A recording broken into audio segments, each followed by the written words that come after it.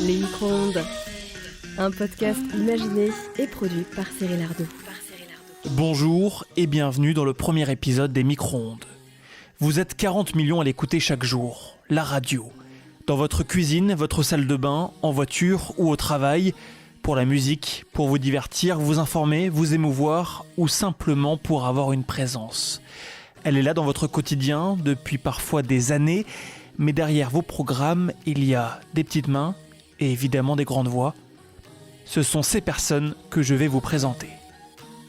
Aujourd'hui, je reçois Jacky Gallois, animateur pendant 33 ans sur Europe 1. Là-bas, il a tout fait ou presque, du sport, de l'info, de la musique. Il a même géré des équipes. Mais Jacky Gallois, c'est aussi un amoureux, un passionné. Il a participé au lancement de Énergie. Un film s'inspire même de sa vie.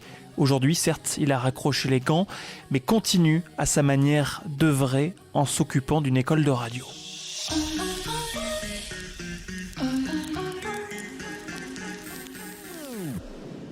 Bonjour Jacky Gallois. Bonjour. Merci de me recevoir dans votre bureau, ici au studio École de France. C'est avec plaisir. Merci d'avoir accepté cette invitation. Petite question, un petit peu d'actualité déjà pour commencer, puisqu'il y a quelques mois nous étions tous confinés. Oui. Ça a été une période très particulière où les auditeurs en ont profité pour écouter la radio, pour écouter des podcasts. Les gens qui travaillaient à la radio ont fait plein de choses de manière très particulière. Vous, cette période, vous l'avez vécue comment ? Oh, assez sereinement, avec des inquiétudes comme tout le monde à chaque fois que je devais sortir. Mais j'en ai profité pour écouter mes petits camarades et surtout voir le travail qu'ils ont réalisé, non plus dans les studios, mais depuis leur domicile. Et ça, j'ai trouvé ça extraordinaire. J'ai trouvé que le travail était très bien fait, avec bien sûr quelques petits soucis techniques, mais dans l'ensemble, moi je trouvais que ça avait de la gueule. Plus que ce qu'on a pu voir à la télé d'ailleurs. À la télé, c'était peut-être plus artisanal parfois. Peut-être, oui. Mais c'est vrai qu'en écoutant, je me suis baladé sur la bande FM, et j'ai écouté aussi bien les généralistes que les musicales. J'ai trouvé quand même que... Oui, et puis je pense ils en ont vraiment bavé parce que c'est tellement plus facile lorsqu'on est dans son bureau, c'est plus confortable lorsqu'on fait une réunion, plutôt que faire... Alors même si maintenant c'est à la mode de faire par Zoom, par ceci, par cela, bref, tout ça. Non, j'ai trouvé vraiment qu'ils s'étaient bien démerdés et que heureusement ils avaient fait ça parce qu'effectivement, les gens qui restaient chez eux, il arrive un moment à la télévision, ça va, mais la radio, c'est quand même pour être informé. C'est une période que vous auriez aimé vivre en tant qu'animateur, ou c'était plus confortable dans... Eh bien, je ne suis pas sûr. Je ne suis pas sûr. Je dis ça, bon, je pense que si j'avais été encore en activité, peut-être que... moi, je me serais plié, bien sûr.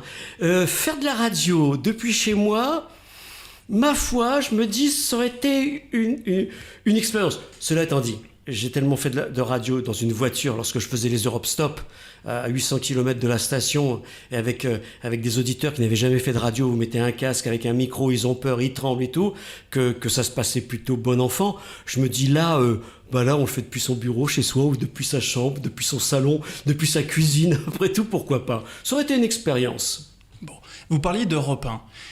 C'est votre radio sur laquelle vous êtes resté plus de 30 ans, 33 ans je crois. 33 ans, 33 ans, ouais, votre radio de cœur, on peut le dire. Alors, bien sûr, c'est ma radio de cœur, mais comme j'ai participé à la création de la radio Énergie, que j'ai été l'un des tout premiers animateurs, forcément, je vais pas dire que c'est mon bébé, mais j'ai mon cœur balance. Mais quand vous avez passé 33 ans à Europe 1, forcément, c'est ma seconde famille. Justement, c'est là où je voulais vous emmener sur le terrain d'Énergie. Puis même avant, comment ça a commencé chez vous, la radio, cette passion de la radio ? C'est commencé par un échec. Je voulais devenir aiguilleur du ciel, contrôleur aérien. Ça reste une de mes passions. Voilà. Je voulais tenter le concours à l'ENAC, à Toulouse, l'École nationale d'aviation civile. Et puis, alors, il n'y avait pas Internet à l'époque, c'est le siècle dernier. Et puis, je m'étais renseigné et par le biais de mon conseil d'orientation dans mon lycée, et j'avais une réponse comme quoi les personnes qui portaient des lunettes, c'était très compliqué pour devenir aiguilleur du ciel. Donc, de ce fait, malheureusement, je n'ai pas pu tenter le concours. J'étais un petit peu désœuvré et je suis parti me reposer en vacances quelques jours dans le sud de la France, dans les Pyrénées. Voilà, pour tout vous dire. Et puis, chez des amis, les amis de mes parents, qui écoutaient Radio Monte Carlo. Et il y avait une émission présentée par Franck Lipsic, réalisée par Marc Garcia. Et je ne pourrais pas vous expliquer pour quelle raison, mais j'ai eu un coup de foudre pour cette émission, Taxi, 16h, 17h, avec les jingles qui étaient chantés par Michel Berger, par France Gall. Je suis remonté à Paris, enfin à Paris, à Compiègne, où je suis originaire. Dans l'Oise. Lapsus, dans l'Oise. Et c'est devenu une passion. C'est-à-dire que je suis tombé dedans, j'ai commencé à écouter Europe, RTL, que j'écoutais déjà, mais en tant qu'auditeur lambda. Radio Monte Carlo sur grandes ondes, Sud Radio, Radio Andorre sur ondes courtes ou sur ondes moyennes. Et c'est devenu une véritable passion. Ne me demandez pas pourquoi, je n'ai pas d'explication. Là, vous aviez quel âge ? Dans les 18 ans. C'est presque arrivé sur le tard, finalement. Bien sûr, bien sûr. Alors, est-ce que le fait que d'être dans un studio de radio, je parle devant un micro, et que si j'avais été aiguilleur du ciel, j'aurais parlé aussi également dans un micro avec un langage complètement différent, je ne peux pas vous expliquer. Je ne sais pas. Mais alors, c'est devenu... Je suis tombé dedans. Hein. C'est-à-dire que c'était jour et nuit. C'est-à-dire que j'envoyais du courrier à Radio Andorre, Principauté d'Andorre. J'ai encore d'ailleurs la grille que m'avait envoyé le directeur des programmes à l'époque, parce que quand je recevais ça, je découpais dans Télé 7 jours et dans Télé Poche, parce qu'à l'époque il y avait une page radio et il y avait des photos de studio. Donc je découpais, parce qu'il n'y avait pas Internet, encore une fois, donc je découpais, lorsque FR3 Radio se déplaçait sur une péniche, émission présentée par Daniel Hamelin, grande voix de la radio publique, se déplaçait et venait à quai à Compiègne, je suis resté pendant 3 heures à prendre des seaux d'eau sur la tronche, et parce que je voyais au loin le studio de radio avec les micros. Je suis resté pendant 3 heures sous la flotte, juste pour regarder le studio. Voilà, je me suis dit, c'est ce que je veux faire. Alors j'ai commencé par envoyer des cassettes, ça peut paraître banal, cliché, tout ça. J'ai envoyé des cassettes, bien sûr. Je ne correspondais pas au profil. Parce que vous n'aviez jamais fait ça, encore. Ah mais non, mais je les ai encore les cassettes. On les veut bien. Non, c'était une catastrophe. Hein. Et puis un jour... Cette fameuse cassette, je l'ai envoyée à Radio Monte Carlo parce qu'il faisait un grand concours et j'ai été sélectionné. Il a fallu monter à Paris. Ne connaissant pas Paris, c'est ma mère qui m'a accompagné. Donc on a pris le train, on est allé rue Magellan où il y avait la Radio Monte Carlo. Et là je suis arrivé, j'ai été reçu par quelqu'un qui m'a installé dans un studio, devant le micro, comme je suis devant vous, et cette personne, j'ai entendu des voix qui me disaient « Bonjour, vous avez des textes publicitaires là, vous pouvez les lire s'il vous plaît quand vous serez prêt ?» Et moi je regardais comme ça devant moi, je ne voyais personne, parce que la particularité de ce studio à rue Magellan, Radio Monte Carlo, c'est que la vitre était en hauteur, très en hauteur, et à un moment, donc j'étais là comme ça, je regardais, et le technicien me dit « Non, en hauteur !» Je lui fais signe. Il m'a dit, vous m'entendez bien ? Je lui ai dit, oui, très bien, tout. Il m'a dit, vous avez 3 textes. Je lui ai dit, très bien, et quand vous voulez. Je lui ai dit, on y va. J'ai dû lire les 3 textes en 1 minute 30. J'ai perdu 25 kilos de sueur. Et puis est arrivé un monsieur qui m'a dit, Monsieur Gallois, ou Jackie Gallois ? Je lui ai dit, oui. Stéphane Banessi, directeur des programmes de Radio Monte Carlo. Merci d'être venu. Et là, je me dis, directeur des programmes. Je dis, c'est pas possible. Et moi, je lui dis non. Je dis, c'est moi qui vous remercie de m'avoir invité. Bon, il me dit, écoutez, je vais vous donner un conseil. N'insistez pas, vous ne ferez jamais ce métier-là. Voilà. Je suis sorti. Ma mère m'attendait dans le couloir. Elle me dit, c'est déjà fini ? J'ai dit oui. Et elle me dit, qu'est-ce qu'ils t'ont dit ? Je dis, ils allaient m'écrire. Je n'ai pas osé lui dire que... Alors, on a repris le train, et je me suis dit, j'ai perdu une bataille, j'ai pas perdu la guerre. Voilà. Et je lui ai dit, dans ma tête, j'ai dit aussi autre chose que je ne vais pas répéter là. Et pour la petite anecdote, c'est plusieurs années plus tard, j'ai revu Stéphane Banessi, qui est décédé il y a de ça quelques mois. Il prenait un café à l'Athénien, qui était le café à côté d'Europe, Et quelqu'un me dit, il y a Stéphane Banessi, l'ancien patron d'RMC, qui est en bas. Ah, je lui dis, il faut que j'aille lui dire bonjour. Et je suis allé le voir, je lui dis, Stéphane Banessi? Il me dit, oui. Je lui dis, Jackie Gallois. Ah, il me dit, Jackie Gallois. Bonjour, il me dit, je suis ravi de faire votre connaissance et tout. Asseyez-vous. Il me dit, on se connaît? Je lui dis, oui. Il me dit, vous avez fait le concours des jeunes animateurs en 1978. J'ai dit, oui. Et je vous ai dit que vous feriez jamais ce métier. J'ai dit, oui. C'est extraordinaire. Il m'a dit, je l'ai tellement dit à des personnes qui ont fait carrière depuis. Mais je lui dis, vous savez, j'étais tellement mauvais à l'époque que je peux comprendre. Voilà comment c'est venu. Donc, à la suite de cet échec, j'ai dit à mes parents, alors après ils ont compris que je dis, non, pas de nouvelles, pas bonne nouvelle. Hein. Et puis ma mère me dit, écoute, tu veux vraiment faire ce métier, ça va être dur parce que nous on habite la campagne, on connaît personne. À l'époque il y avait 5 radios. Hein.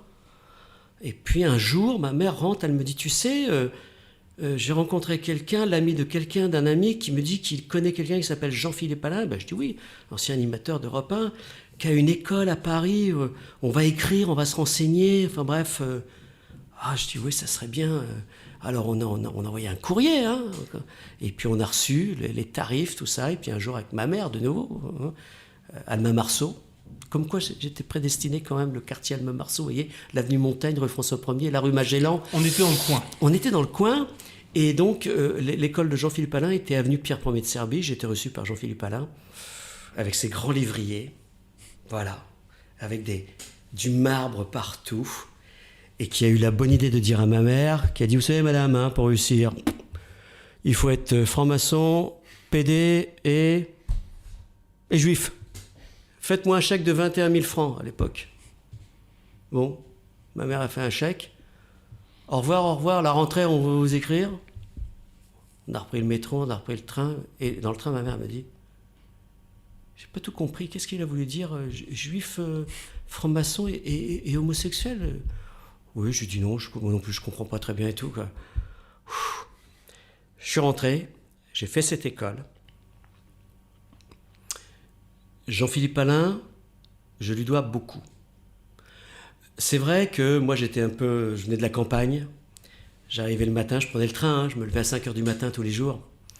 Je prenais la bicyclette, je traversais toute la forêt pour aller à mon village. Je connaissais une personne qui prenait sa voiture et qui m'emmenait à la gare de Compiègne, où on partait en train pour suivre les cours. Je rentrais le soir, je prenais le train, sauf que cet ami n'était pas là, donc à pied j'allais rejoindre l'usine où travaillait ma mère. Ma mère me ramenait en voiture, sauf qu'elle me laissait en bas du village pour que je puisse reprendre ma bicyclette, pour que le lendemain matin, à 6h, ça recommence. Sans vous plaindre, j'imagine que vous le faisiez avec plaisir. Ah bah oui. Et Jean-Philippe avait un défaut, c'est qu'il arrivait, il commençait ses cours à 16h, et moi j'avais un train à 18h. Donc un jour je lui ai dit, tu sais Jean-Philippe, moi je n'ai pas les moyens d'avoir une chambre, je peux pas. Il m'a dit, écoute, t'es sérieux, le matin tu vas faire des maquettes avec Éric Perrin, et je les écouterai. Et Jean-Philippe m'a toujours aidé. Alors dans cette école qui n'était pas reconnue, qui n'était pas diplômante, il n'y avait que 70 élèves, il y avait 3 places simplement. Le meilleur allait sur Radio Andorre, deuxième place Radio Caraïbes International, et la troisième place c'était Radio Antilles. Et moi j'ai décroché Radio Antilles, sur l'île de Montserrat. Seulement, je dois ma carrière à Éric Perrin, qui n'est plus de ce monde, je pense à lui.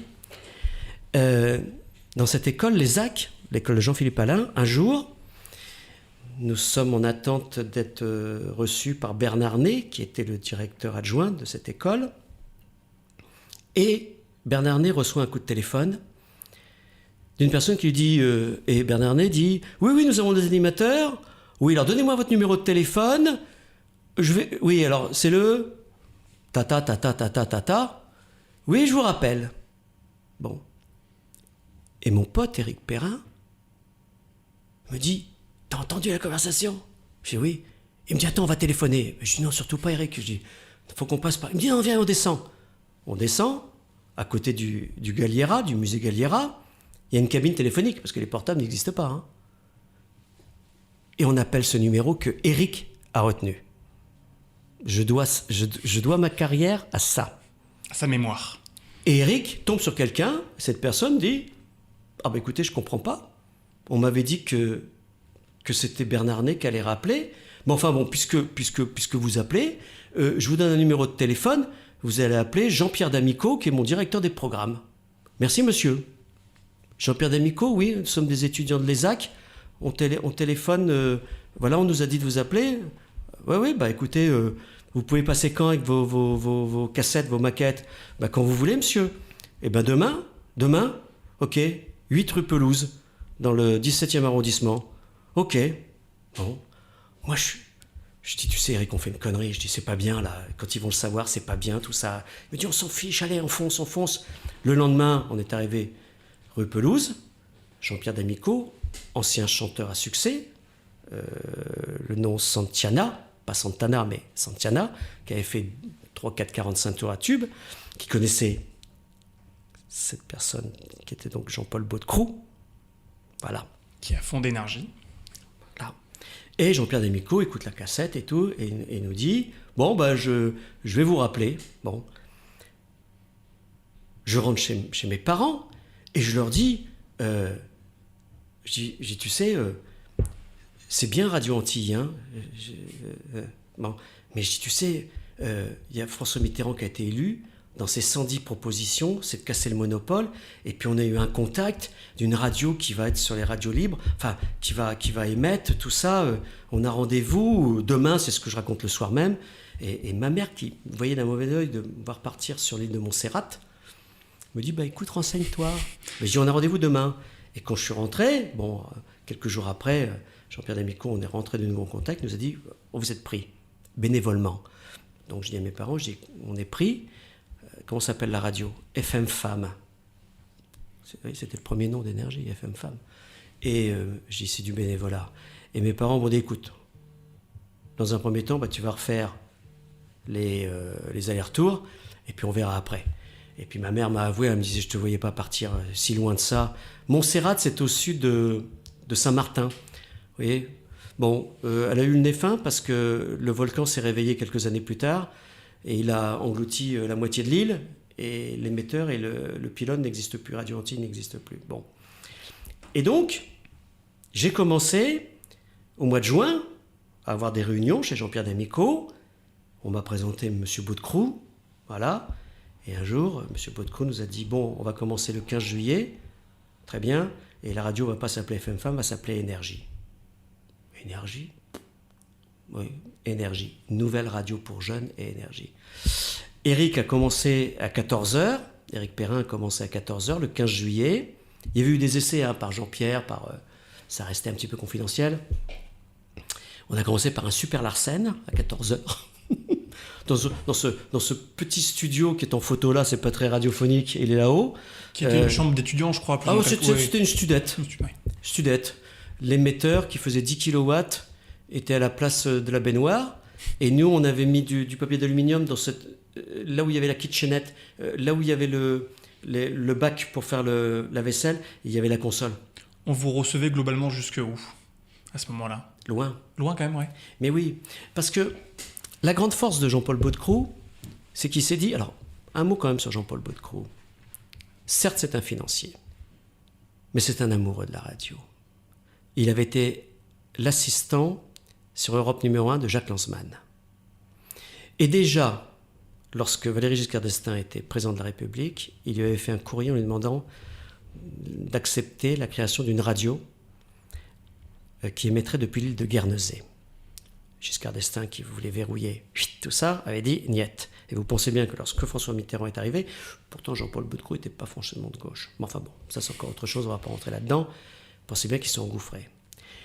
Et Jean-Paul Baudecroux nous a toujours tenu ce langage en disant « si on veut réussir, il faut qu'on soit entendu, il faut qu'on soit écouté ». Et il y avait tellement de monde sur la fréquence parisienne que ça se coupait, ça se brouillait, ceci, cela, que lui, très rapidement, il a dit, je vais investir dans du matériel. Il fallait être plus puissant que les autres. Ouais, avec une qualité d'écoute. Parce que l'auditeur découvrait la FM, des animateurs qui n'étaient pas très brillants, mais qui avaient un ton sympa. Et puis surtout, on passait de la musique 24h/24, et le téléphone sonnait en disant « Vous venez de passer le dernier Stevie Wonder, c'est vachement bien. Vous allez le repasser quand ?» Je disais « Bah, maintenant. Ah ouais, c'est top !» Et contrairement aux radios périphériques, il fallait attendre 17h le hit parade de Jean-Loup ou le hit d'André Torrent sur RTL pour écouter le dernier Stevie Wonder, nous on le passait en boucle. Donc, et voilà comment l'aventure a commencé. Donc j'ai été l'un des premiers animateurs, j'ai fait longtemps le 17-20. Bon, il y a eu des manifestations, on a failli être coupé, l'émetteur, tout ça. Dalida est devenue la marraine de la station, parce que Dalida était la chanteuse préférée de François Mitterrand. Enfin bref, vous connaissez toute l'histoire, on ne va pas rentrer là-dedans. La guerre des radios libres. La guerre des radios libres et tout. Bon, c'est vrai qu'on avait beaucoup de puissance. On arrosait beaucoup, comme RFM d'ailleurs. Nous, on ne faisait pas de publicité. Mais bref, on va passer rapidement là-dessus. Et un jour, Noël Bréham était animatrice chez nous. Qui aujourd'hui fait les petits bateaux sur Inter. Eh oui. Et un jour, j'étais un petit peu responsable à Énergie. Je m'engueule avec elle. Pour prendre broutilles. Et elle me dit, de toute façon, dans 15 jours, je travaille à Europe 1. Ben, je dis, oui, c'est ça. Ça n'a pas été 15 jours, mais c'était un mois plus tard. Elle nous a quittés pour rentrer à Europe 1. Et Éric Perrin, ce fameux Éric Perrin, me dit, tu dis ça comme ça, hein, parce que Noël est à Europe. Hein. Je dis ouais. Et puis, vous savez, dans ce métier, il y a des rencontres. Et un jour, je vais à un dîner, et il y a le directeur de l'information de TF1 à l'époque. Bon, on vient discuter, tout ça. Ah, il me dit, je vous connais, je vous écoute, Énergie, c'est vachement bien, c'est jeune, c'est dynamique, tout ça. Et il me dit, vous voulez rester toute votre vie à Énergie ? Je dis, je sais pas, mais je dis, c'est bien, enfin bref, tout ça. Est-ce que vous aviez réussi à négocier un salaire à ce moment-là? Non, vous étiez toujours bénévole. Bah, toujours bénévole. Hein. On a été bénévole de 1981 à 1983. Et en 1983, donc cette personne me dit, vous voulez rentrer en contact avec Philippe Gildas, le patron d'Europe 1 ? Bah, je dis, bon, il me dit, vous savez quoi ? Je vais l'appeler. Et donc, cette personne, Alain Danvers, a appelé Philippe Gildas, et le secrétariat de Philippe Gildas m'a appelé chez moi, en me disant, venez nous voir, on vous connaît, et on voudrait vous faire des propositions. Donc, me voilà arrivé à Europe 1, et on me dit, on cherche un animateur pour faire le petit matin. Alors, il faut dire que j'avais quitté l'après-midi pour faire le matin, puisque Max Guazzini était rentré dans la station, avait repéré Marc Scalia qui était sur Radio Show. Et Max m'avait dit, écoute, t'as un ton sympa, mais Marc Scalia, il est encore beaucoup plus jeune que toi. En revanche, j'ai besoin de toi sur le matin. Je faisais 6h, 10h, ça s'appelait Starter. Ça a fait l'objet d'un film avec Gérard Lanvin, Moi vouloir toi, où il est animateur sur Énergie le matin. L'émission s'appelle Starter. La seule différence entre lui et moi, c'est que lui, il roulait avec une très grosse voiture américaine et moi, j'avais une petite poubelle. Et lui avait beaucoup de succès auprès des nanas que moi, c'était pas ça. Mais bref. Et donc, je vais ce rendez-vous et je vois Bruno Dalle, qui était le secrétaire général d'Europe 1, qui me dit, on cherche quelqu'un pour faire le matin, on va faire des essais. Est-ce que vous pouvez venir le samedi matin, vous ne serez pas sur l'antenne, pour voir votre voix et tout. J'y vais la première fois, le réalisateur oublie de se réveiller. Bon. On s'excuse, revenez samedi prochain. Rebelote, 5h du matin, et il oublie de se... Fallait lui offrir un réveil. Pas grave, c'est pas grave. Troisième fois, on arrive, bon, il me dit, ok, tiens, tu vas me faire ça, des annonces, voilà le conducteur, tu vas me faire un jeu, faites vos prix, machin et compagnie, ok, on y va. Et la partie, je fais la maquette. Et au bout d'un quart de 20 minutes, il fait, arrête-toi.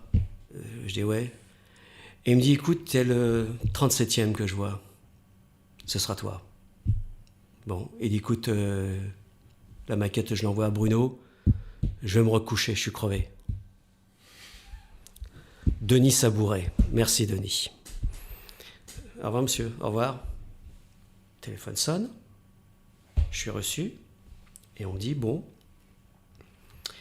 c'est plutôt pas mal, machin et compagnie, on va revenir vers vous. Sauf que, on m'appelle Et on me dit, réflexion faite, on a changé d'idée. Pas grave. Mais on me dit, on risque quand même d'avoir besoin de vous. Et quelques jours après, on m'appelle, on me dit, dites donc, une de mes idoles, c'est Yann Egan. Et on me dit, vous pouvez venir faire un essai en direct cette fois-ci, remplacer Yann Egan le samedi après-midi, vous allez faire le samedi soir, le dimanche soir. Et puis là, Gildas se dit, on a bien aimé sa maquette, on va le tester en direct. Donc, un samedi après-midi, j'arrive et je fais l'émission de Yann Egan, réalisée par Marc Garcia. Marc Garcia, qui était réalisateur de Franck Lipsic, quand j'ai eu le coup de foudre. Ce n'est qu'après que j'ai su. Vous l'avez après plus tard, oui. Plus tard. Et donc, je fais cette émission. Je fais le samedi soir, je fais le dimanche, et le lundi. Alors, ayant pour idole Yann Egan, forcément, j'avais une sorte de mimétisme. Le lundi, un certain nombre d'animateurs sont allés voir Philippe Gildas en disant c'est qui ce petit con de la FM là, qui se prend pour Yann Egan, qui est mauvais, qui est vraiment mauvais et tout. Enfin, il fait chier, machin, rank Xerox, enfin bref, tout ça.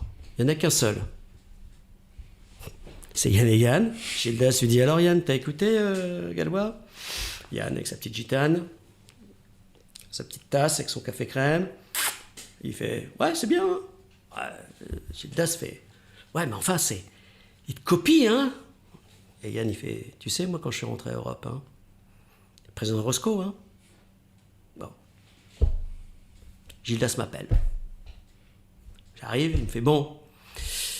Il dit tu sais, on a. Bon, t'es une pâle copie de Yann. Bah, je dis ouais.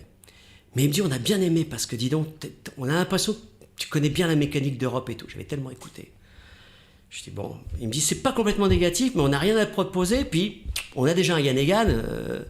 On en avoir deux, quoi. Un Yann Egan mauvais, ça sert à rien. Bon. Salut.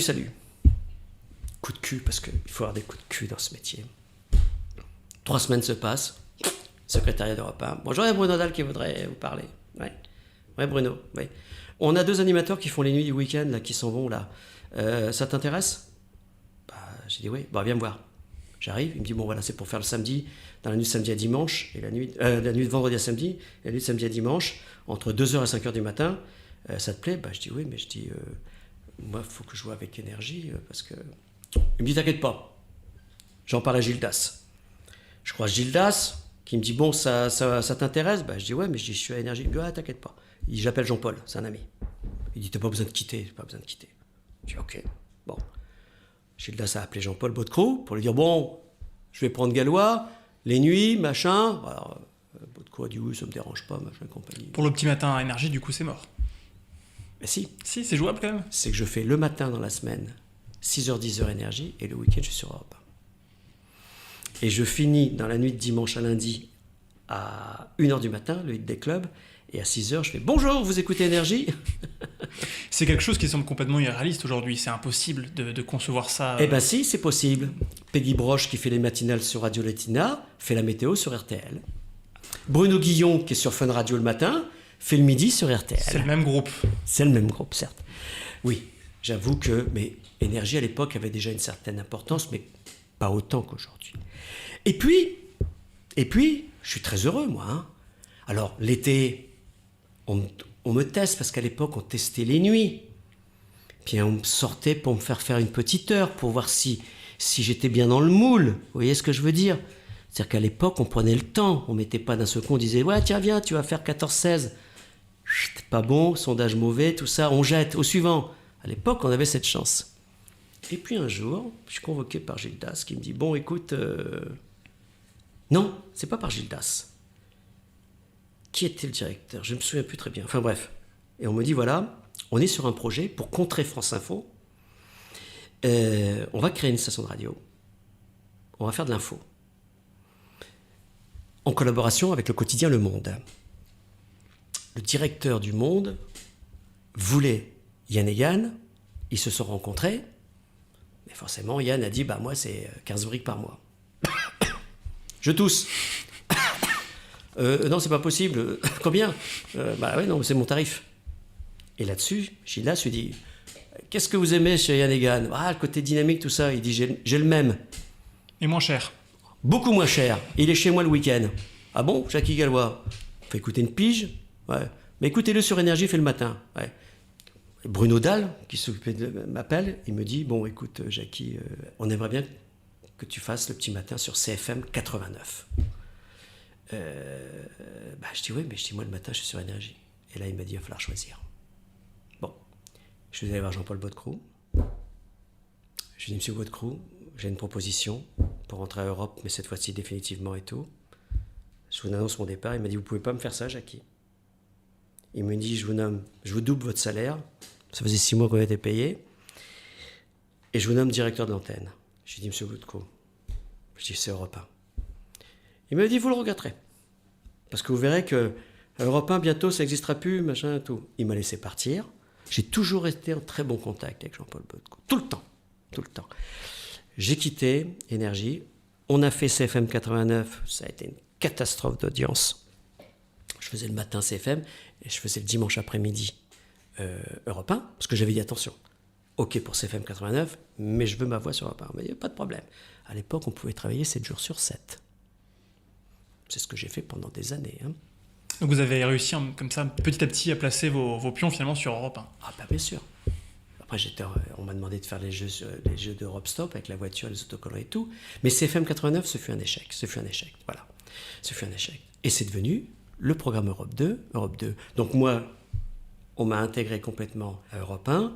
Et c'est là où j'ai commencé à faire... J'ai fait toutes les tranches sur Europe 1. Surtout le petit matin, le matin, le multiplex de football, les après-midi, alors quand ça existait, les hit parades et tout. Et puis en 1996, là... à la demande de Jean-Luc Lagardère, Jérôme Bellet arrive, qui avait créé LCI et France Info, parce que la station est en perte d'audience. Pour la tourner un petit peu plus info, je crois, cette radio. Ouais. Complètement. Pour concurrencer un peu ce qu'il avait fait à Info, quelque part. Jean-Luc Lagardère était un visionnaire. Il s'était rendu compte que le public avait changé. D'abord, le succès des musicales, des radios musicales. Hein. On voyait bien que Radio Monte-Carlo perdait de l'audience. Sud Radio aussi. Radio Andorre avait fermé. Et donc, moi, je me suis retrouvé un jour devant Jérôme Bellet. Bon, je correspondais plus. Hein. Donc, j'ai été un petit peu mis de côté. Écarté. Et puis, un matin, une saison, on me dit tu vas faire avec Yves Calvi, 9h, 11h30. Alors, j'étais là comme meneur de jeu. Je faisais des relances, des trucs comme ça. Et moi, je m'intéressais à l'émission. Et je faisais des relances, je le dis avec beaucoup de modestie, écrites, c'était vraiment bien et tout. Et un jour, Yves, en discutant avec Jean Bellet, Yves a dit, il est très bien ce mec, Gallois, il est très bien. Il s'intéresse, c'est bien ce qu'il fait, il a des questions, il fait des relances intéressantes. Bref, bon, et un jour, il était convoqué. Et on m'a dit, on cherche quelqu'un pour faire le samedi soir, Bleu Nuit et tout. J'ai dit, oui, mais moi, je suis meneur de jeu. Et on m'a dit, non. Vous réintégrez votre place d'animateur. Là, je suis redevenu. J'ai fait le Tout Info du dimanche soir, qui a été l'une des plus belles audiences dimanche, toute radio confondue. J'ai fait le multiplex de football. Je ne connaissais rien au football. Rien. Et un jour, je vais voir Jérôme Bellet. Je dis, il paraît que vous cherchez quelqu'un pour faire le football. Il me dit, oui, pourquoi? Je dis, parce que ça m'intéresse. Il me dit, vous y connaissez? Je dis, oui, c'était pas vrai. J'ai appris le foot. J'ai été pendant 3 ans. On a été numéro 1. Et puis voilà. Donc j'ai fait des tas de choses sur cette antenne. Justement, vous avez fait pratiquement tout, on peut le dire. Hein, J'ai refusé qu'une seule chose. Ouais.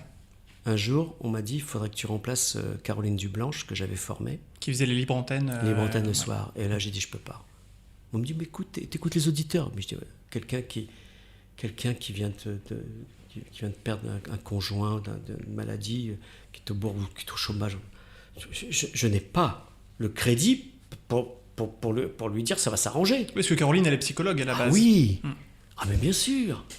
Mais bien évidemment. C'est la seule fois que j'ai refusé. D'ailleurs, ça a été très bien pris. Hein. J'ai dit, écoutez, ça va être une catastrophe. Moi, je vais lui dire, oui, c'est bien. Divorcez. Quittez-le. Enfin, vous savez, c'est dans le Père Noël est une ordure. Appuyez sur la... Je dis non. Mais sinon, ouais, j'ai surtout fait souvent le petit matin. Ouais, que ce soit 5-7 en semaine ou 5-9 heures le week-end. Ouais. Et de tout faire comme ça, meneur de jeu, animateur, du sport, réalisateur, etc. Est-ce que c'est ce qui finalement explique aussi votre longévité, 33 ans sur Europe? Alors, bien évidemment. Et autre chance et malchance, c'est-à-dire que moi j'avais une casquette, comme Jean-Claude Laval, de joker. C'est-à-dire qu'il savait qu'il pouvait nous mettre partout. Et le problème, c'est que lorsque vous êtes joker, c'est-à-dire que vous n'avez pas une identité forte. C'est un petit peu interchangeable. Voilà. Et moi aussi, j'ai bénéficié aussi d'une chose, c'est que j'ai eu tous les 4 ans des nouveaux directeurs. Donc forcément, qui dit nouveau directeur, c'est on va changer le format, on va changer tout. Alors, oui, bonjour, vous êtes Jackie Galois, ouais, très bien. Qu'est-ce que vous faites en ce moment? Vous faites le petit matin du week-end. Ah, je vous ai écouté, c'est bien. Vous voulez pas faire 5h, 7h? Je vais vous mettre 5h, 7h. Bah oui. Donc je repartais. 3 ans après, on me disait, ah non, ça, ce que vous faites, ça, j'aime pas du tout. Ah non, j'aime pas du tout. Donc vous allez faire simplement que le dimanche. Je dis, oui, si vous voulez, machin, compagnie. Ce qui fait que j'ai réussi à faire 33 ans, et aussi parce que je me suis adapté. Avant, j'étais animateur populaire, je faisais les jeux, je faisais les hit parades, j'étais tout seul à la console, comme Yann Egan, enfin comme de nos jours. Quand Jérôme Bellé est arrivé, je me suis dit, oh là là, c'est fini ça, c'est plus dans le format. J'aurais pu très bien dire, je m'en vais. C'était risqué. Donc, j'ai mis 1 an et demi à écouter beaucoup l'antenne, beaucoup. Et donc, je suis devenu... J'ai pas ma carte de journaliste. Presque journaliste. Donc, je ne l'ai jamais revendiqué. Mais en revanche, j'étais encore man sur le matin. Yves Calvi, Patrick Cohen, quand il faisait... Nicolas Demorand. Son journaliste. Moi, je ne l'étais pas. Mais j'ai fait des flashs qui étaient écrits par mes petits camarades pour les dépanner. Sur très tôt le matin, un rappel de titre. Pas un flash, rappel de titre. Mais je leur disais... Et c'est ce qui a valu un jour, je faisais le samedi et le dimanche matin, c'était Alexandre Bompard qui était le patron. Très grand patron, qui avait redoré le grand Europe 1. Et un jour, Alexandre Bompard me convoque et me dit, Jackie, vos sondages sont très bons, mais je vais vous arrêter le samedi et le dimanche matin. Ah bon? Il me dit, vous savez, il y a Marc-Olivier Fogiel qui est le matin, et j'ai besoin d'un joker. Et vous n'êtes pas journaliste. Donc il me dit, je vais vous enlever. Ils ont pris Émeric Caron, qui a été la doublure de Marco. Et il m'a dit, en contrepartie, je vous donne une émission le dimanche après-midi et vous allez devenir conseiller auprès des programmes, responsable des meneuses de jeu. C'est là où j'ai senti que... Ça, c'est vers 2010, non? Ouais, c'est vers 2010, ouais, c'est ça. C'est là que j'ai commencé à comprendre que je ne correspondais plus. Bon, ce qui ne m'a pas empêché quand même de refaire des petits matins. Mais pendant les vacances de Noël, choses comme ça. Et puis un jour est arrivé, c'était Fabien Amias qui était le directeur général. Le président directeur général, c'était Denis Oliven. Et puis un jour, Télérama, mon assistante de toujours, Marie Jacquet, me dit, t'as vu Télérama? Bah non. C'est écrit que ton émission est supprimée. Tu me racontes? 100% européen, Jackie Galois, disparaît de la grille, la nouvelle grille. Et ça, on est au mois de mai. Juin. Vous la prenez dans la presse? Je la prends dans la presse. Je bouge pas. Et puis Maryse, le lendemain, elle me dit, attends Jackie, téléphone.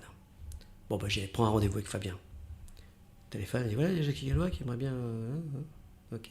Je vous jure, elle a à peine reposé le téléphone. Le téléphone sonne. Jackie est là? Oui. Il peut descendre? Oui. Tu vas voir Fabien. Fabien Damas, Bruno Gaston, directeur du programme. Ça va Jackie, tout ça? Assieds-toi. Jackie, on est désolé. Tu l'as appris dans la presse. On aurait voulu te le dire avant. On est désolé, tout ça. Alors moi, je dis, écoutez, c'est pas grave. Moi, j'aurais eu un article dans Télérama. Alors ça les fait rire. Ils me disent, tu prends ça avec le sourire. De toute façon, bon. Et là, ils me disent, voilà. On va se séparer de toi, mais on a encore besoin de toi. Oui, j'ai du mal à comprendre. Il me dit, voilà, il faut que tu formes encore ça, il faut que tu fasses ça, est-ce que tu es d'accord et tout? Et je lui dis, ok, je lui dis, alors, je vais garder le silence. Ils m'ont dit, super. Donc j'ai fait la transition, j'ai rien dit à mon équipe, et je l'ai annoncé que quelques mois plus tard. Et voilà. Qu'est-ce que vous ressentiez à ce moment-là? Je savais pertinemment qu'un jour, ça s'arrêterait. si j'avais su que ça serait 33 ans, j'aurais signé tout de suite. Je savais que sur Europe, vous savez, je dis toujours à mes étudiants, un animateur de radio, c'est comme un joueur de football. Quand vous êtes jeune, que vous faites de l'audience, vous marquez des buts. Les gens vous applaudissent, vous demandent des autographes, tout ça. Et puis un jour, vous commencez à avoir des crampes. Alors le coach, il vous dit, ah, Jackie, tu vas faire une mi-temps. Parce qu'on a engagé en plus un nouveau. Ouais. Et puis un jour, le coach, il dit, tu marques plus, j'aime ça. Et moi, je dis à mes étudiants, je dis, voilà, j'ai joué au Real de Madrid en étant à Europe 1. Je dis, moi, quand je passe devant le stade, je me dis, j'ai joué là. Certains passent, ne joueront jamais. Donc, je suis parti, c'est pas la journée la plus... Surtout qu'il est 8h du matin, je suis en train de me raser chez moi, j'écoute Europe, Thomas Soto qui dit voilà, une journée un peu exceptionnelle, puisqu'une des grandes voix d'Europe, machin, va nous quitter aujourd'hui après 33 ans. Et là, ils ont fait tout un papier sur moi. Donc, je suis chez moi, je me dis, bon, ça va être compliqué, ça va être très compliqué. Oui, parce que je voulais partir par la petite porte. Hein. Donc, j'avais dit à Laurent Delpech, qui s'occupait de tout ça, j'avais dit, écoute, Laurent, je suis arrivé par la petite porte, je pars par la petite porte, tu sais. Il me dit, oui, bien sûr, tout ça. Puis 10 jours avant mon départ, il m'a appelé, il m'a dit, bon, ouais, il me dit, on va arrêter les conneries. Il me dit, que tu le veuilles ou pas, ton nom, il est indissociable maintenant d'Europe 1. Donc, on a organisé une grande journée, avec plein d'invités et tout, et ça a été une journée exceptionnelle. Et vous avez même une affiche derrière vous. Ouais, merci. Oui. Jackie Gallois, merci pour tout. Oui, alors ce qui est extraordinaire, c'est que j'ai passé la porte à 20h. Patrick Roger quittait aussi la station, et il avait organisé un pot en face. Donc il m'a dit, tu passes. Et je suis passé, et quand j'ai voulu récupérer mes affiches, mes cadeaux et tout, mon badge était déjà désactivé. Mais ça, c'est normal, c'est pour la sécurité. Et puis voilà. Et puis vous passez, vous tournez le chapitre de la radio, et puis voilà. Vous parliez de vos étudiants il y a quelques instants, parce que vous avez désormais une deuxième vie en tant que directeur pédagogique au Studio École de France. On va y revenir dans un instant. Juste 33 ans de radio, vous avez un petit peu vu... Donc, ça fait 35 même avec Énergie. 35 avec Énergie, vous avez vu donc les années 80, 90, 2000. C'était quoi la meilleure période pour faire de la radio ?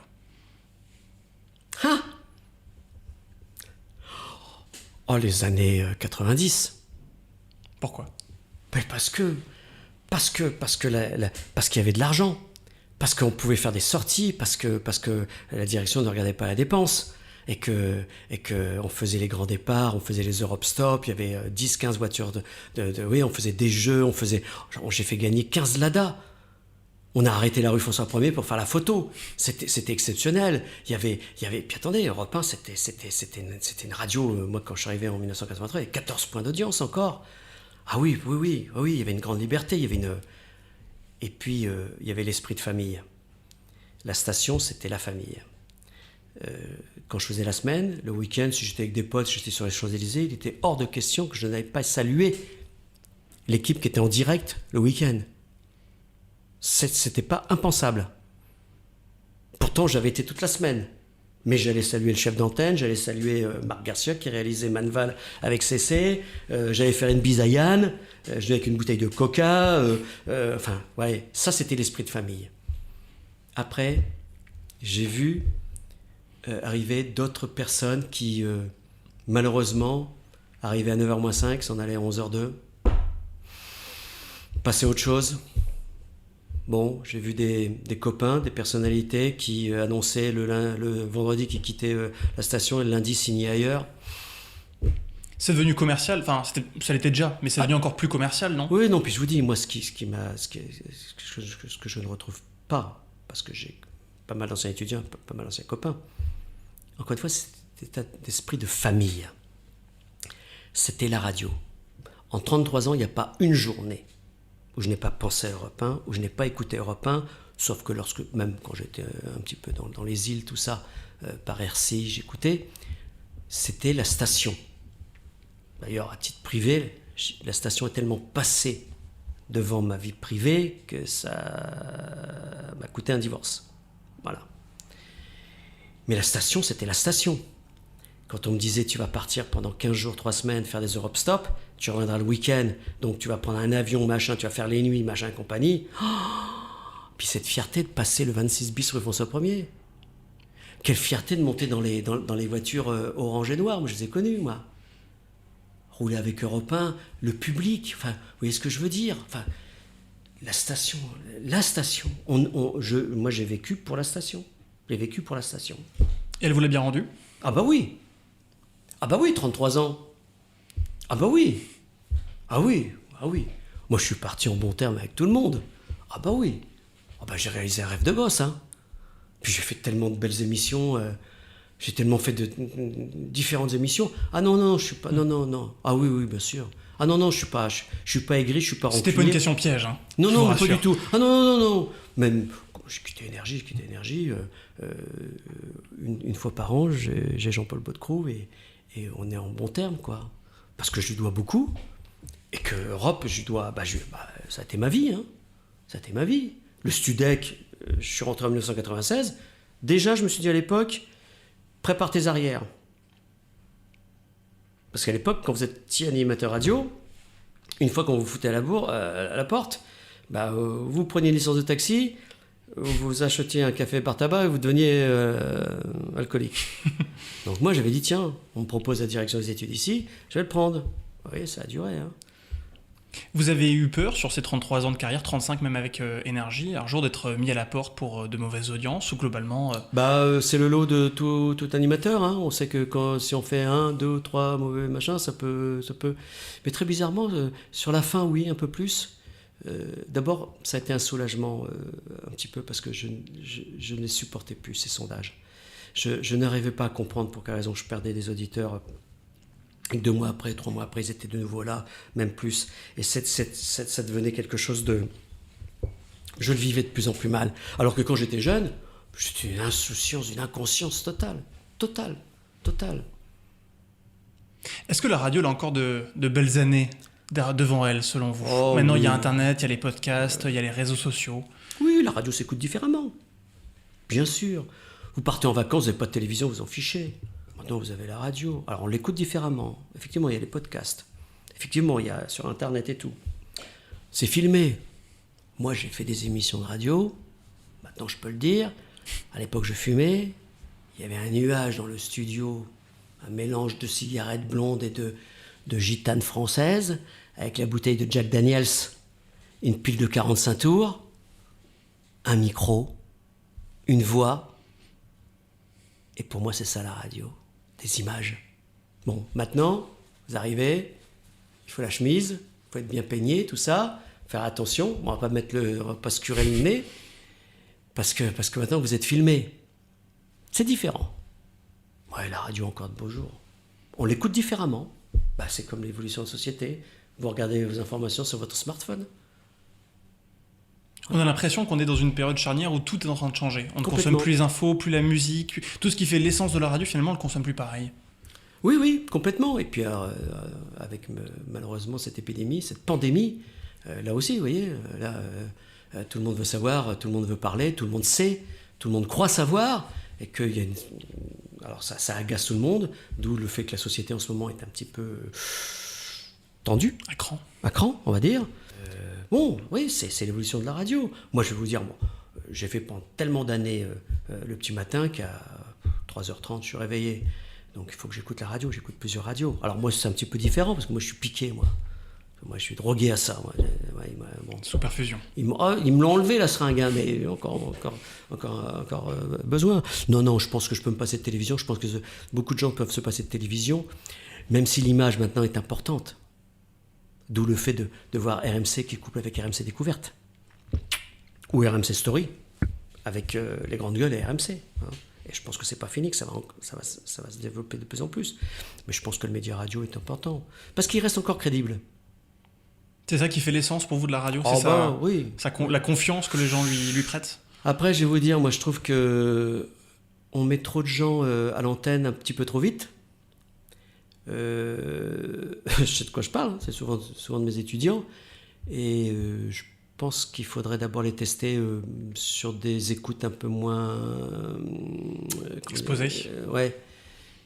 Moi j'ai eu cette chance inouïe, pendant 2 ans on m'a formé. Vous savez, c'est comme un grand chef. On ne devient pas un grand chef, un grand restaurateur. On commence par dire, tu vas apprendre à faire des sauces, tu vas faire un peu de pâtisserie. tu vas faire un peu de poisson, tu vas faire un peu de ceci, puis on va voir dans quel truc tu es là. On n'arrive pas comme ça en disant, bon allez, on cuisine. Non, c'est le merdier, ça va pas. Bon, c'est comme ça. Vous parliez des audiences d'Europe 1, et finalement ça va dans cette discussion qu'on a sur l'évolution de la radio. Je ne vais pas vous demander de commenter ces audiences aujourd'hui qui ont baissé, parce que je connais votre attachement à cette maison, mais quand vous les voyez aujourd'hui, qu'est-ce que c'est ? C'est de la tristesse ? Mais écoutez, c'est de la tristesse, mais il faut analyser les choses. Je vais encore faire un parallèle avec le football. Lorsque vous avez une équipe qui perd pratiquement la même année ou à un an près, son meilleur attaquant et son meilleur goal.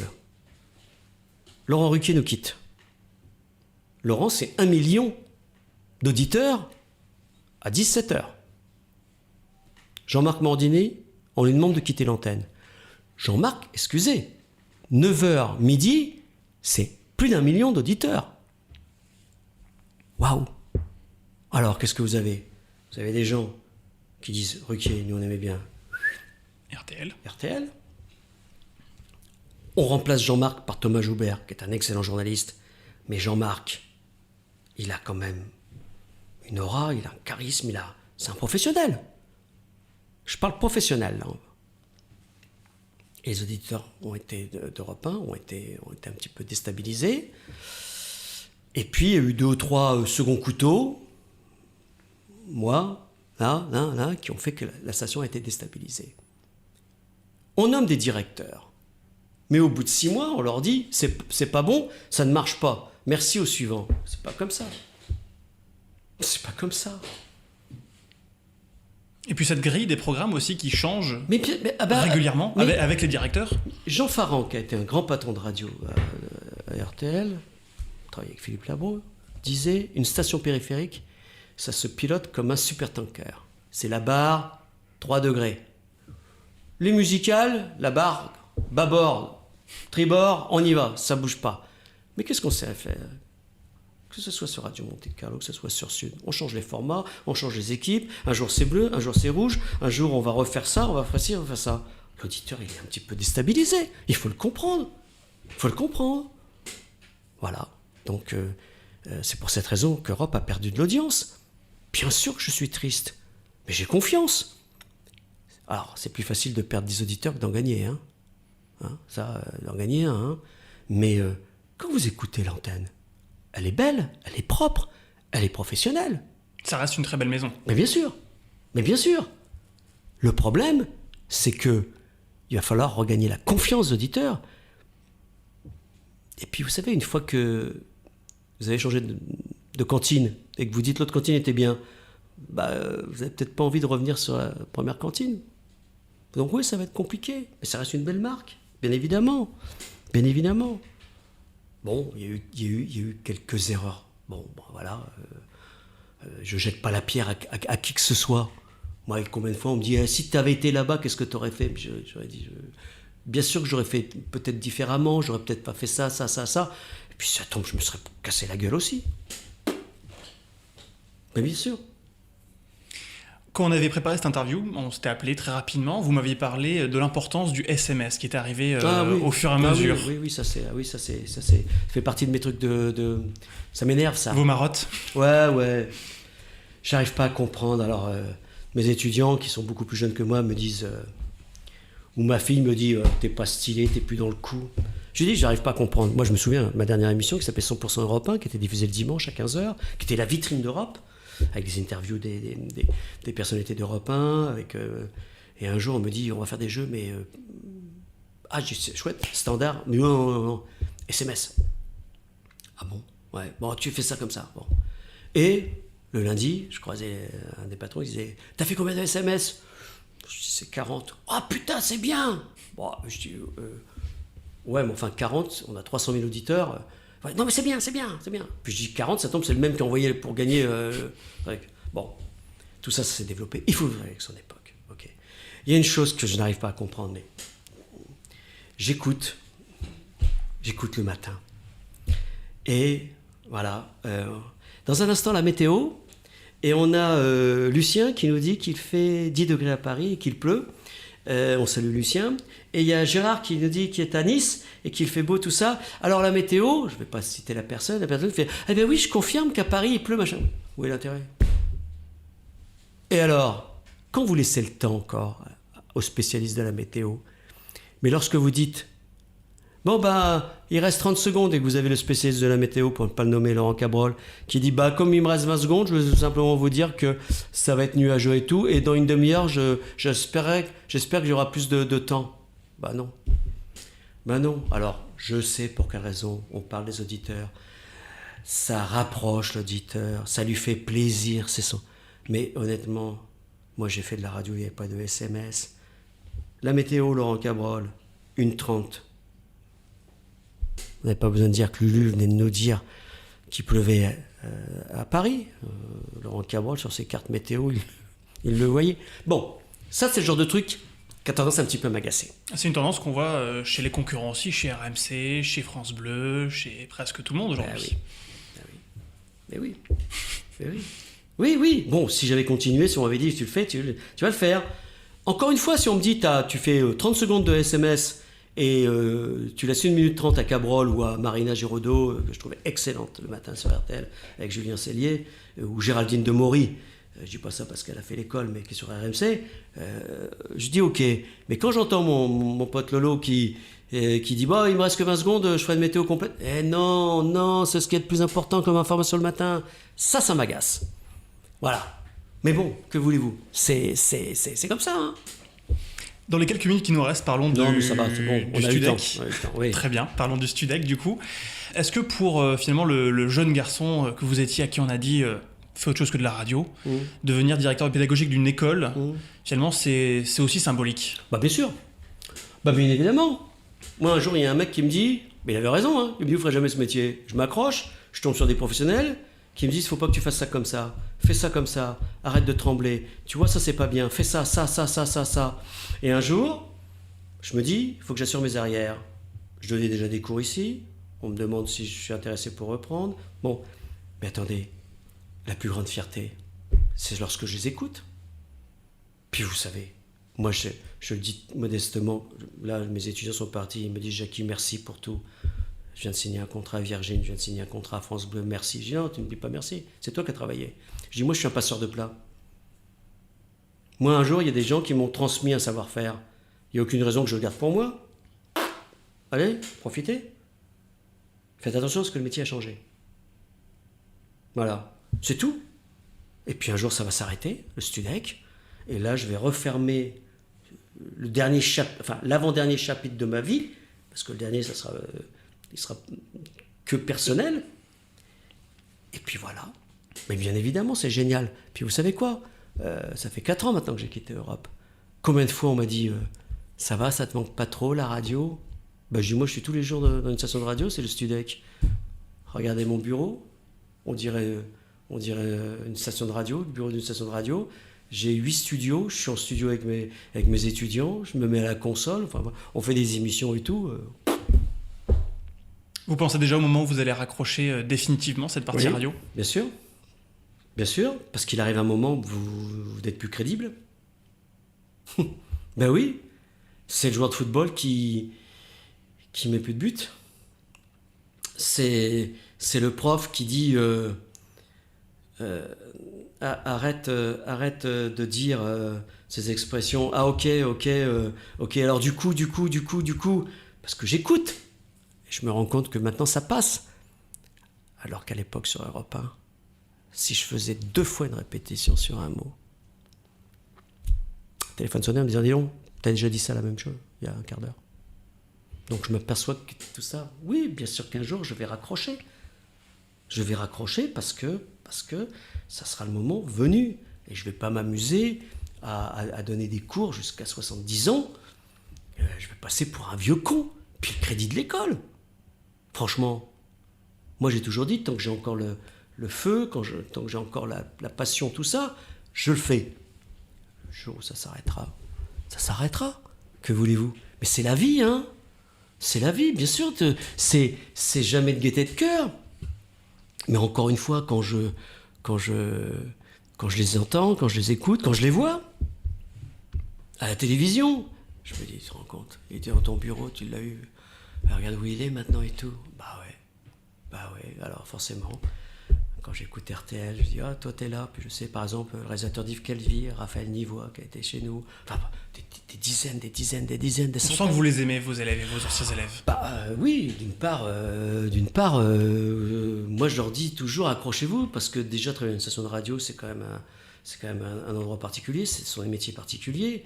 Il y a tellement de gens qui... Moi j'ai rencontré des gens qui me disaient, le dimanche, qui m'appelaient, me disaient ça va, ouais, et toi, voilà, vivement vendredi, hein. On se voit vendredi, hein. Bah je dis oui, mais je dis attends, il y a la semaine, ouais, on me fait chier, je m'emmerde, hein. Moi jamais. Moi j'étais trop content, moi, d'aller à la radio le week-end, à Noël, machin, tout ça. Ah non.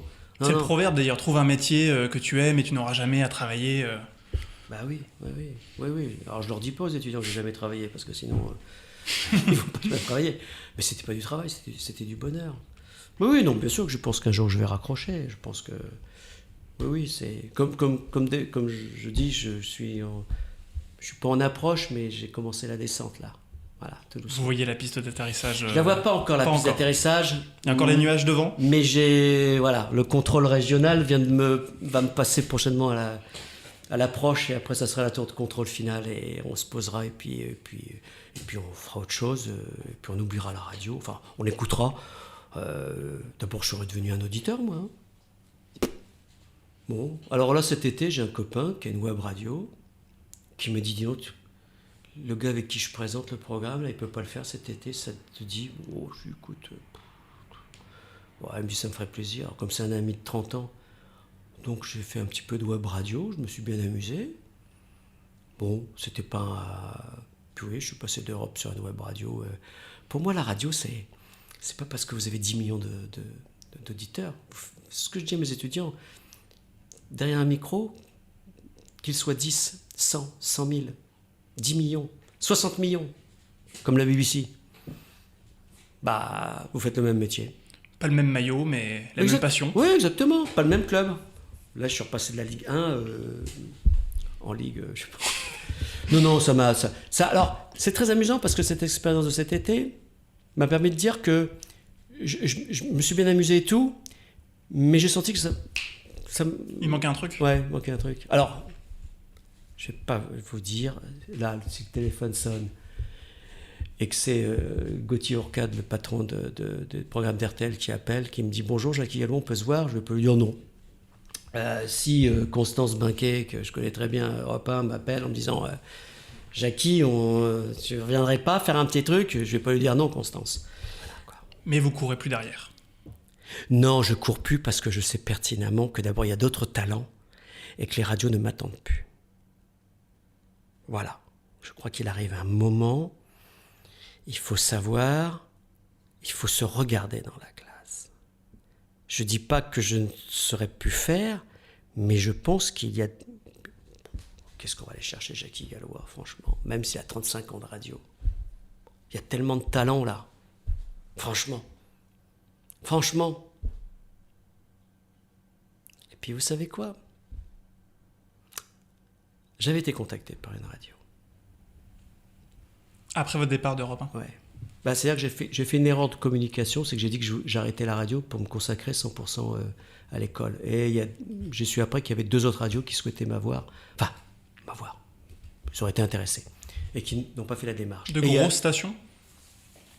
Des stations nationales? Il y en avait une... des nationales, mais en musical, oui. D'accord. Oui. Et une autre, je peux le dire, c'est Sud. Et j'ai discuté avec Patrick Roger, puisque c'est le patron de Sud. Et quand il m'a dit j'ai besoin de toi le week-end, tout ça, et j'ai dit ok, j'ai une assistante. Il m'a dit non, tu sais, Jackie, ça se fait plus, les assistantes, tout ça. Oh là là, je me suis dit, je vais être tout seul à... J'avais tellement travaillé dans le confort, avec une assistante, avec un réalisateur, avec un technicien. Hein, ouais, c'est ça, le confort aussi. Hein. On sent bourgeoise. Et quand Patrick m'a dit écoute, non, là, tu vois, tu tapes tes textes, tout ça et tout. T'es un réalisateur quand même. Ouais, d'accord, ok. Je me suis dit, ça va être compliqué. Parce que c'est pas mon truc, ça non plus. Oui, c'est ce que je veux dire. Et je me suis dit... Il y avait un moment où les choses avaient changé finalement. C'était plus comme ce que vous aviez connu, c'est ça? Ben oui, moi j'avais une assistante, j'avais un technicien, j'avais un réalisateur, enfin bref, on faisait des réunions. Mes textes, je les dictais à mon assistante, qui me disait « T'as fait une faute de français ?» Je dis « Quoi, comment ça, que tu me racontes? Ça se dit pas. » Ah oui, t'as raison. On dit pas palier A, on dit palier. Ah, il me disait « Ah, ouais, ah, t'as déjà utilisé ce mot-là. » J'aimais bien cet esprit d'équipe. Même mon réalisateur me disait « Ah, moi, j'aurais pas dit ça comme ça. » Je dis « Ah bon? Comment t'aurais dit ça? Ah, c'est pas con. Maryse, on va refaire le texte là. » Je vous cache pas que c'est enviable, c'est plutôt sympa d'avoir quelqu'un qui passe derrière pour être sûr qu'on dise pas de conneries. Bah oui, mais... oui, puis pour moi, une émission de radio, c'est une équipe. Hein. C'est une équipe, et ça va même jusqu'à la standardiste. Hein. C'est la première personne qui décroche et qui dit « Europe 1, bonjour. Vous voulez jouer avec Jackie ?» Bah ouais, donc vous allez les saluer. Vous les citez sur l'antenne. Vous ne les méprisez surtout pas. Parce qu'encore une fois, bah, c'est une équipe de football, quoi. C'est pas parce qu'il y a des buteurs, Mbappé, Neymar, mais le latéral, s'il fait pas la bonne passe, marque pas l'autre, hein. Et puis il y a tous ceux qui sont pas sur le terrain et qui sont ultra importants aussi. Bien sûr. Donc, je me suis dit, la radio change. Est-ce que toi, tu vas t'adapter? Tu t'es embourgeoisé. Fais attention, Jackie. Et puis, je me suis dit, ne fais pas l'émission de trop. Ne fais pas l'émission de trop. Regarde avec beaucoup d'humilité, beaucoup de modestie. Regarde derrière toi. Regarde ton parcours. C'est peut-être bien de s'arrêter. C'est peut-être bien de s'arrêter. J'ai vu des camarades à moi, des collègues, vouloir absolument rebondir. Ça n'a pas été ça. Et je préfère rester sur... sur un petit peu succès. Que sur... Que sur une défaite. Ouais, disant merde. Merde. Vous savez, c'est le peintre, mur laqué blanc, impeccable, et il y a un tout petit point noir. Les gens rentrent, font oh là là, le point noir. Ouais, mais pas du tout le reste. Ah non, mais le point noir. Eh ouais. Donc c'est pour cette raison. Mais j'ai pas de regrets, hein. Non, pas du tout. Quel conseil vous donneriez à un adolescent de 15, 18 ou même plus, quelqu'un qui a envie de faire de la radio aujourd'hui? Alors, moi, ce qui me navre, il y a des gens qui veulent faire ce métier, mais ce sont des métiers de passion. Et moi, je connaissais alors, vous allez me dire, il n'y avait pas autant de radio, mais c'est ce que je dis aux candidats ou à mes étudiants. Je leur dis, t'écoutes France Inter? Oh non, Jackie, non, j'aime pas, non, c'est pas mon style. T'aimes la radio? Ah ouais. Et t'écoutes pas France Inter? Pourquoi? Bah, je t'ai dit, j'aime pas ça. Écoute France Inter. Faut que tu écoutes France Inter. Hier après-midi, j'ai écouté Coé. Sur Énergie. Sur Énergie. 15h-20h. Quel talent. Le showman et tout. J'ai écouté le nouveau jeu de Bruno-Guillon sur RTL. J'ai écouté l'ancienne speakerine Caroline Alexis, qui était le matin avec Yves Calvi sur RTL, qui vient de quitter RTL. Et Jean-Philippe Denac, le patron de Chéri FM, vient de l'engager. J'ai écouté Caroline Alexis. J'ai envoyé un petit mot à Jean-Philippe pour lui dire « Super, très bon choix. Il faut que j'écoute. Curieux. » J'ai l'impression que certains disent « Moi, je veux faire de la radio pour aller sur Énergie. France Bleu. Oh non. Ah bon? Pourquoi? Oh non. Ou MFM, ou une radio en région. Très belle radio en région, hein. Il y a des super émissions. Contact, il y a des mais super bien évidemment, stations, ouais. Totem 100%, It West, enfin vous voyez, tout. Oui, bien sûr.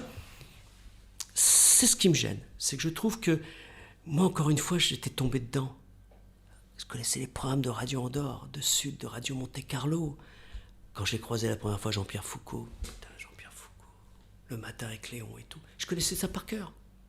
Alors certes, effectivement, il y avait que 5 radios, mais là, que je dis à mes étudiants, vous pouvez pas tout connaître, mais quand même, là, allez, on écoute RFM, on écoute ceci, on écoute... Ah oui.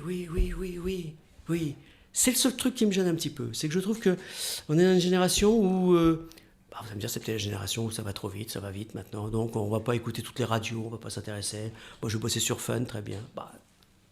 Justine Holman vient de rejoindre Fun, elle était à Europe. Elle était meneuse de jeu à Europe 1, oui. J'ai écouté, elle, avec JB, qui était l'ancien de chez nous. J'ai écouté. C'est pas ma tasse de thé, la musique. Mais je le sais que ça va pas être ma tasse de thé. Mais il faut que j'écoute quand même. Ne serait-ce que pour lui envoyer un petit texto, pour dire c'est bien. Ou pour lui dire fais gaffe à ça. Je me permets, même s'il n'est plus là. Vous voyez ? Je crois que quand le Studex sera terminé, il y a une chose qu'on ne pourra pas m'enlever, c'est cette envie, cette passion pour la radio, le média. Vous voyez ce que je veux dire ? C'est-à-dire que je pense, ça m'arrive, les gens le soir sont accros à la télévision, eh bien moi, je coupe. Et je vais mettre Éric Jean-Jean, là, 21h, 22h, bonus track. L'émission est fabuleuse. Alors, je pourrais le réécouter en replay, machin. Non. Moi, j'aime le direct. Jean-Alphonse Richard qui vient de remplacer Jacques Pradel, l'heure du crime. J'ai écouté Jacques pratiquement tous les soirs entre 20h et 21h, parce que d'abord, c'est un homme de radio, il a une voix, puis je trouve ça très passionnant. Donc, je sais que ça ne quittera pas. Et que j'ai besoin, je coupe la télévision, je me mets dans le calme et j'écoute la radio. Une voix. Voilà, un concept. Ça me plaît. Et je crois que ça me plaira toujours. Enfin, j'espère. Mais bon, on verra bien. On a quasiment terminé. Une dernière question. S'il y avait une personne que vous aimeriez entendre à votre place, à ce micro-là, ce serait qui ? Puis, une question à lui poser. André Torrent. Yann Egan, je connais sa vie par cœur. André Torrent. Vous savez, c'est ce que je dis à mes étudiants lorsqu'on reçoit des personnalités qui ont marqué Europe 1, RTL, Radio Monte Carlo. Je leur dis, vous vous rendez compte que ces animateurs, il n'y avait que 5 radios déjà pour rentrer dans cette radio. Il fallait être brillant. Et que ces personnes, à 19h, Hit Parade faisait 2 millions, 3 millions de personnes. Et là, quand on a les scores et qu'on dit Carton, il fait 300 000. Voilà. Oui, André Torrent, j'aimerais... Oui, c'est un mec passionnant. J'aurais pas dû dire un mec. C'est une personnalité. D'abord, il a fait la gloire. Il a fait partie de ces animateurs avec Max Meignier, avec Maurice Favière, avec Michel Drucker, avec Léon Zitrone, avec Fabrice, l'empereur. Ah, voilà aussi une personnalité qu'il faut faire. Vous vous rendez compte, Fabrice ? C'est extraordinaire. Oui, Fabrice, André Torrent, oui, une personne. Et vous m'avez dit une question à lui poser ? Une question que vous aimeriez lui poser. Ou en tout cas dont vous aimeriez entendre la réponse. Parce que c'est surtout ça. Si c'était à refaire, qu'est-ce qui changerait ? Eh ben, on essaiera de lui poser la question. Ah oui, ce serait avec plaisir. Merci beaucoup, Jackie Gallois. C'est moi, j'étais bavard, hein, mais bon. On aurait pu encore parler pendant des heures, mais je crois que vous avez d'autres obligations après. Merci beaucoup en tout cas de m'avoir reçu dans votre bureau ici au Studec. Merci à vous. Merci beaucoup d'avoir écouté ce premier épisode des Micro-ondes. La musique est signée Yann Lestrat. Merci aussi à Noémie Schlachter-Bourgoin et évidemment encore un remerciement immense à Jackie Gallois pour cet entretien. Rendez-vous dès le 30 octobre pour un nouvel épisode. D'ici là, abonnez-vous sur votre application ou service de podcast préféré. Notez-nous si cela vous est proposé, laissez un commentaire. Pour vos remarques, vos réflexions, vos propositions, vos coups de cœur, écrivez-nous hello@dixit-audio.fr. Même adresse email si vous avez un rapport de près ou de loin avec la radio et que vous voulez nous raconter votre histoire ou une anecdote. Jetez aussi un coup d'œil à nos autres productions sur dixit-audio.fr. À très vite.